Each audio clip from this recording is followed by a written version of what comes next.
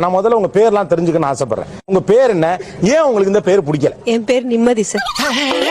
பேரே நிம்மதியாமா? பேரே நிம்மதி. ஏமா நிம்மதின்னு ஒரு பேராமா? என்னமா பேரே ரொம்ப வித்தியாசமா இருக்கேம்மா. 6வது படிக்கிறதுல இருந்து நிம்மதி போயிட்டு இருக்குடா அப்படின்னு சொல்லுவாங்க. ஓ, நிம்மதி போயிட்டு இருக்கு. பக்கத்துல என் பேர் போத்தீஸ். போத்தீஸ். போத்தீஸ். என்ன சொல்லிக்கிற? முதுகிலம்லாம் தெரியுதுடா.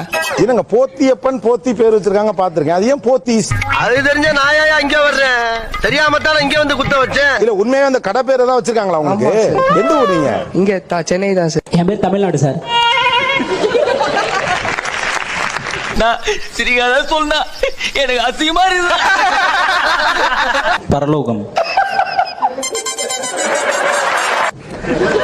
பரலோகம். ஆமா சார்.